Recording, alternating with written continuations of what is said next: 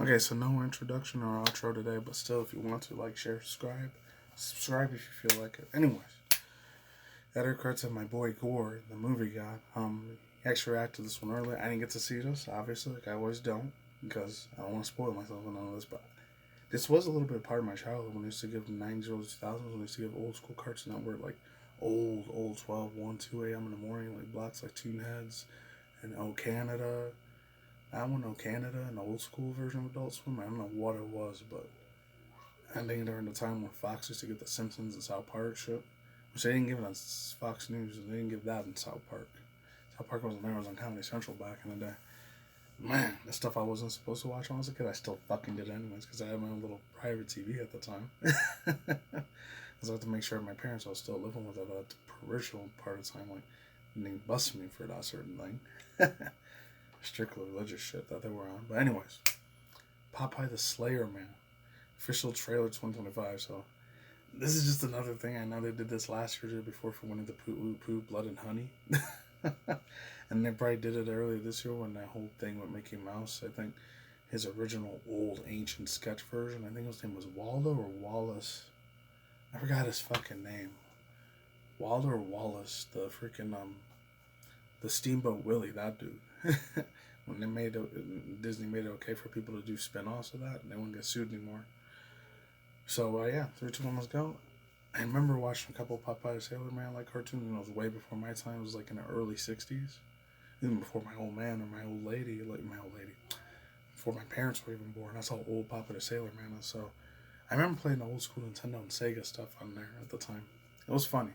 My favorite one, every time we got the freaking spinach, you just knock the shit out of the dude Brutus. I only remember Popeye, Brutus, and his girlfriend, wife, fiance, Olive.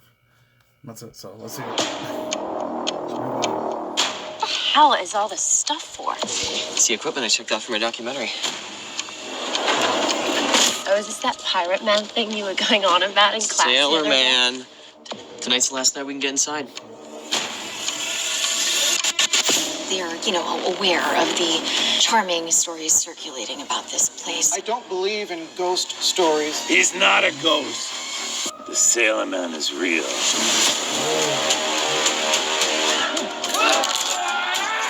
He doesn't take kindly to visitors stopping at his doorstep. If she's just doing some school project, then why won't she just pick the phone up? Yeah? What should I do? She said they're going to be at the old candy factory, right? Let's go down there. Do you know why the factory closed down 20 years ago? There was a spinach contamination.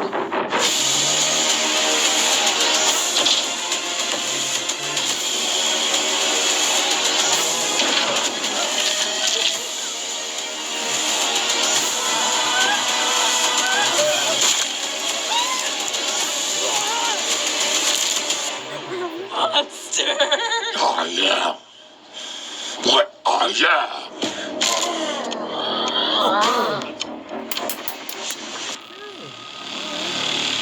Oh, that's good. Alright. Oh, I'm down for that, man. That was nice. Oh, wow. You said his old little catchphrase, I am what I am, and something, I'm Popeye the Sailor Man. And he did that little toot whistle, boop, boop. I remember that. Oh, no way, dude. Oh, I usually don't get in a lot of horror, bloody gore, sort of like gruesome ass movies because that shit will scar me for the next few months or two. I'll be able to sleep. Well, this one, I'm really gonna have a chance, man. I gotta see it. Just like I did with Five Nights at Freddy's last year. I gotta see this one, bro. It's based on a movie IP, even though most of them usually gonna suck when it comes to like when they make like a horror movie off of a innocent little child, teenager's cartoon, or an anime series or video game series. When I translate that into a horror movie, most of the time it ends up being shit. This one, it's because of the nostalgia kicks I got with it. I'm willing to actually see it. Thoughts, using pins, and speculations again on this. I wonder if they're going to show the other two guys. The one guy, Brutus, and the other guy. I don't know if he was from the Droopy show. There was another one from a Droopy show he kind of looked like. He was from the Popeye the Sailor Man times in the 50s, 60s era of cartoons. So I remember, like, back in the day in the 50s, 60s, even the 40s, I think, there's when unfortunately, a lot of racism and shit was still happening, real actual racism. There was like the Band 13 or Band 14 episodes that Looney Tunes had to put away forever because it depicted not just black people, I'm being racist on, but it predicted or depicted, there's a word, depiction of Native Americans and stereotype Asians and stereotype Mexicans. And it's the reason you don't really see Speedy Gonzalez anymore that much. It's weird because in the 90s, he was around all over the place. I remember playing the old school SNES game at that time. And he was everywhere. I never got offended. He said, Arriba, arriba, you know, I am half Mexican, but it never fucking pissed me off. I thought it was really, really funny. It was a good time. I had a bunch of chuckles out of it. I never got offended by that shit at all, maybe because I was still a kid. Didn't have really that brief understanding of what it was to be an adult like I am now. I don't know, maybe because that's why I didn't get offended by it. But even now, it's funny shit. Same with the other one that was like, the one that was like, I think it was based on a stereotype black person or stereotype slave owner of the black people. The one that was like the rooster dudes, like, I'll tell you what, boy, I'll say this, boy, I say that. You're gonna be your ass in line. I'm gonna have to beat it out of you.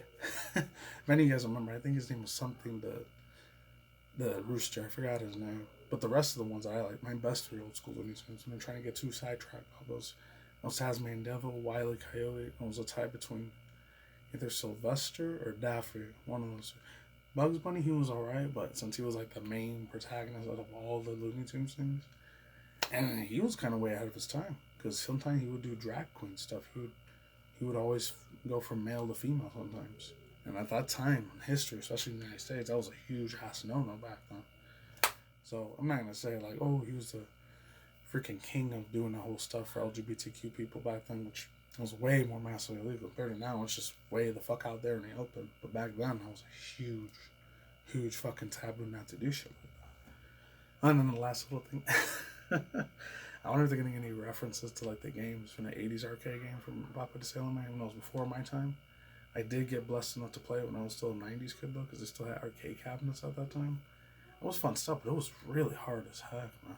It was kind of like a mix between Ice Climbers and something else. I'm trying to think of like, I don't know, it was about Balloon Boy a little bit. Anyways, so I said for the monitor, peace out, ladies and gentlemen, bros and boys and fingers, toxic muddy. See when I see you, the day of the night where we're in a world of each other, don't drink swim at the same time to the miraculous state of your conscious, including video game industry news and manga news, virtual drama news, virtual VTuber drama news, of course, sports, Kita, Dexerto, Elon Musk news, and sometimes Twitter, Twitch drama, and TikTok drama, and that's it. And once in a while, reaction reviews to cartoons, animation, video game, movie, reaction review segments like this one. Peace on sauerkraut, isn't by, see the flip side, don't take any job or the schemes or any of the shots or hydrogel or any of the other stuff. Stay tuned for the channel. I'll talk to you soon. Goodbye.